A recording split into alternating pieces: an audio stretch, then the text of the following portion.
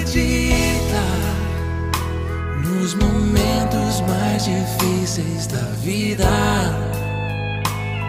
Eles sempre estarão por perto, pois só